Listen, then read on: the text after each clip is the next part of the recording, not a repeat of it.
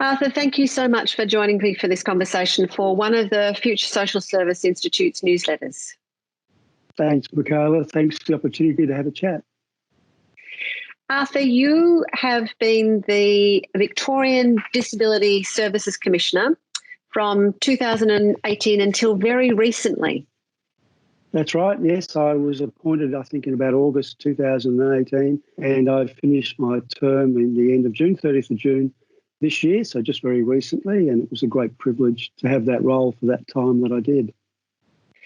Arthur, I want to take this opportunity on behalf of the people that are our stakeholders and the sector to thank you for your leadership in that role. You've been an incredibly approachable, knowledgeable and compassionate Commissioner, I think. So you've had a really significant role, leadership in government, in the transition to the National Disability Insurance Scheme. You're in DPC for that, in the implementation of the new Disability Act in 2016. So you've had a significant leadership experience both in the public service, predominantly in disability, I think, yes?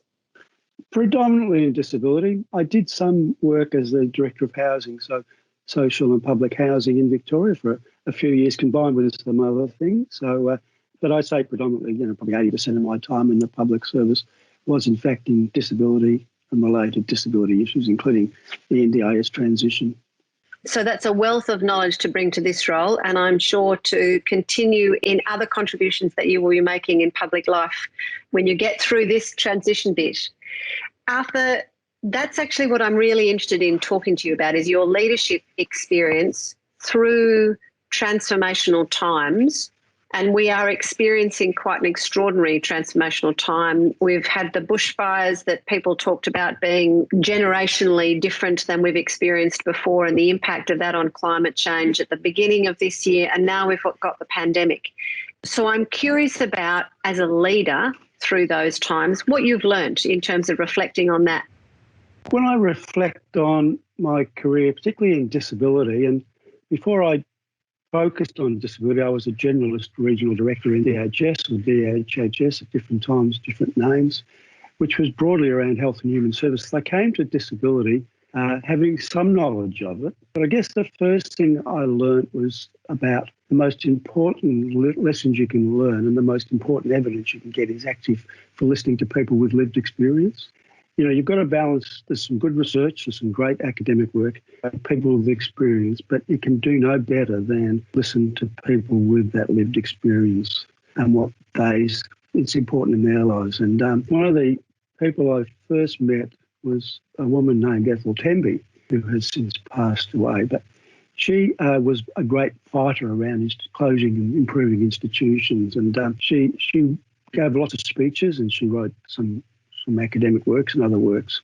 And the thing that I listened to mostly from her was about the sort of relationship between people with a disability and their families and policymakers and health professionals and other professionals.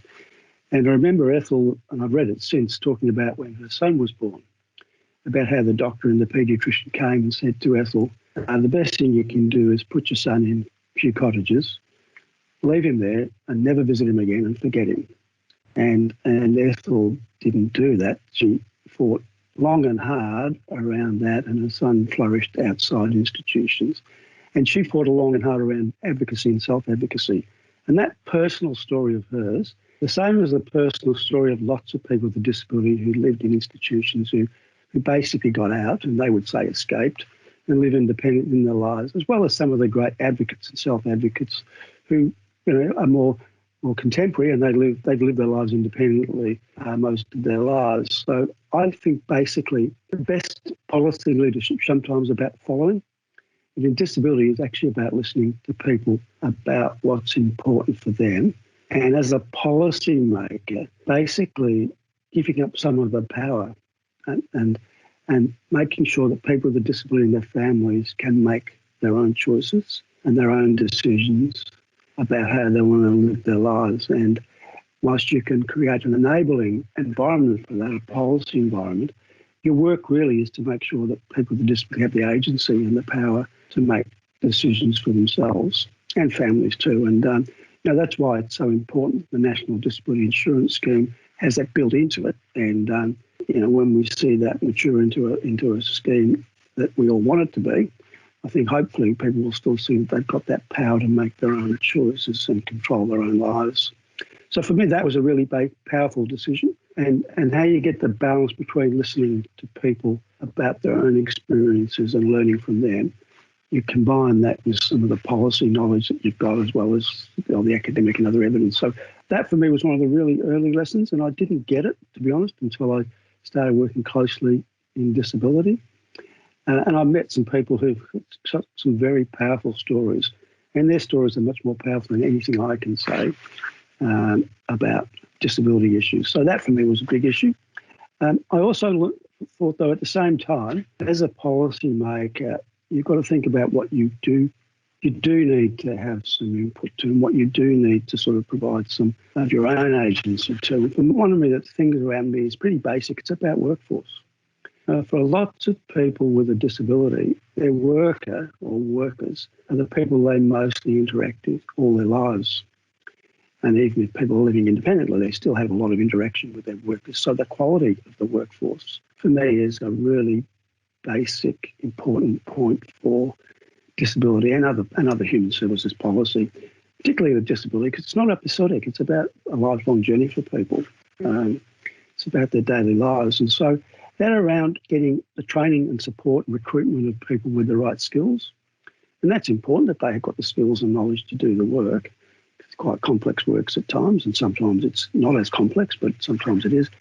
It's also about values and creating respectful cultures in organisations. And so for me, it sort of starts with the quality of the staff and their support and their training and their development and the professionalisation of disability staff, in a sense, about actually taking pride in their role. That for me is a really important matter, and I think we've got some way to go on that still.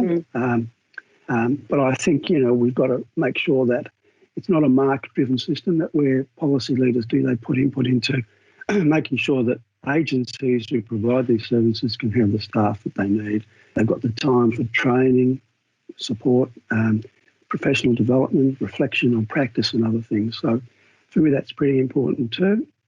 And I think in terms of staffing and issues, when the staff of the Disability Services Commission did a piece of work about building safe and respectful cultures, it's all about that. It's actually about creating the space for respectful conversations and reflections around what's going well and not going well. And one of the things I saw in that research was people face lots of small indignities in their life that just get passed by. It's those small indignities. If you let small indignities go by, they can lead to bigger problems. And so for me, that's a really important lesson about how you focus on that really basic interaction and your staffing at the front end of the service, which for some people is actually what mostly they experience in their lives. And I guess the last thing was, we saw this through the development of the National Disability Insurance Scheme. You can't, in this system, I don't think, let the market drive totally around what things happen. So I think it's important to have a really rigorous and comprehensive quality and safeguards process in place of oversight, because I think people are vulnerable. Can be vulnerable in vulnerable situations. They're not always vulnerable. They're placed in vulnerable situations where they're by themselves with workers. And I think you do need good oversight for that system. But overall, I think you need to make enough space so a person can make some choices for themselves in their lives. And, we all take for granted we've got some agency about our lives. We've all got limitations, but we make choices. And we've got to, I think, create an environment where people can make those choices as well. So there's some of the things for me. I did gloss over a little bit. I think it's important that we continue to think about the importance of advocacy and self-advocacy and making sure that's resourced and supported and empowered to be helpful to people, because some people do need help to advocate for themselves and some people just need advocates because that's what they need. And I think that's really important too. And there's been some great advocates and self-advocates I've worked with in the last 20 years who've made such a big difference and made such a big contribution. So that's sort of my summary about leadership. Arthur, that's an incredibly rich reflection on a whole range of issues that I would really love to spend more time talking to you about. There's a couple of things that really stand out for me. in thinking about what you've just talked about. Given the point of time we're in at the moment, given just how difficult the restrictions are for everybody, but the impact that that has, as you say, on people whose interactions are already, limited in their choices by the system and the way we operate. What do you think are the key things to focus on? Well, I guess just firstly acknowledge it's challenging times for everybody. The isolation that we're all facing and the limitations on our daily lives, which are of course necessary.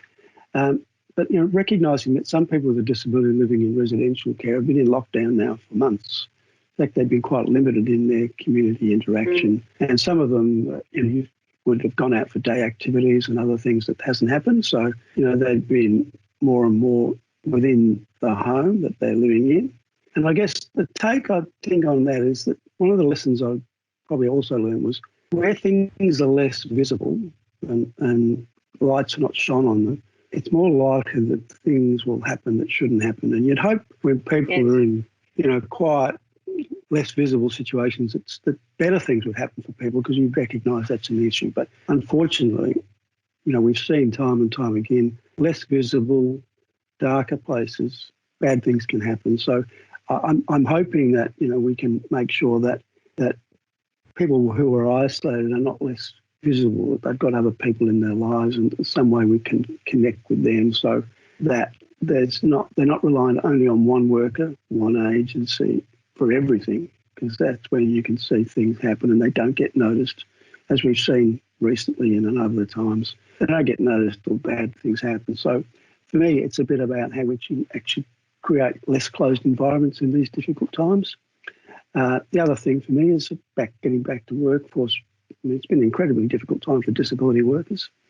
They've got their own home, other situations, and they've got their work situations. And, I think, unfortunately, the disability side of all this has been somewhat more neglected than, say, other more visible workforce areas. I'm not saying they shouldn't have been, like aged care, but, I don't think we've seen the same attention to disability, which is quite a complex and difficult area as well. So I'm hoping, we'll continue to see some support for the workforce, but also some interventions where people don't live such invisible lives that they don't get the support that they need. So that would be, my take on that. Of course, there's all those other things around actually how you help people in isolation and connectivity. For some people with a disability, they don't connect through social media and other things. So it's about how you think about that, and also support that the agencies, I think, have been doing a great job in supporting people with a disability. So I just think it's been an area that's sort of not been quite as high a profile as it needed to have in these difficult times. Arthur, I think that's incredibly wise advice for people to be keeping in mind. I think you're spot on. Where there is not a light on something, I've spent a lot of my career working in child protection and have a very similar perspective on the risks associated with people where there isn't visibility. There aren't other people coming in and checking in on it. And I think that there is a lot of concern about what will emerge as we kind of emerge out of the restrictions, and we need to be thinking about that now. So, yeah, I was listening to a podcast the other day with an English poet, and he was spent his early years in the out-of-home care system in England, and I don't know the exact words, but something to the extent that they did things to me and put me in places because they could. No one else was watching. And, this is where that's again, you get back to the quality of the systems and the safeguards and the checks and balances and the quality of staff. But it's also about the quality of the policy makers. And so it's important, I think, that we raise to the challenge. And the other thing I guess I've learned over time is you've got to be persistent. Things take some time. Now, we saw such a great reform with the NDIS, and that happened relatively quickly, but it's still happening. It's actually not finished yet. So, it's about persistency and making sure that you keep an eye on. You're persistent in your pursuit of what you need to do. And one of the things, Arthur, I have really noticed about the disability sector is the persistence of the advocates. And there are a lot of people who have been persisting passionately for a very long time. And I think you're right, it's not over, and this will see a whole range of changes happening. The last thing I want to kind of reflect back on is what you've said about helping people have pride in their work, you know, a workforce that is proud of the work that they do. A lot of the disability workers I've met, and because of it, Fizzy, we've interact with students, people who come back to learn, they are very proud. They are doing very important work. We've all got a role to play in supporting that. Absolutely, I completely agree with you on both those things about advocates. I'm all proud of them because they're very important parts of what we do, and so are the workers. And it probably reflects a little bit about disability and community. It is actually really incredibly important work, and people with disability need support to live the lives that we all take for granted. And most of them do a wonderful job without lots of recognition. That's true. Thank you so much, Arthur. I've really enjoyed catching up with you this morning. Oh, thanks for the chance to have a chat, Micaela. Thank you. Thanks.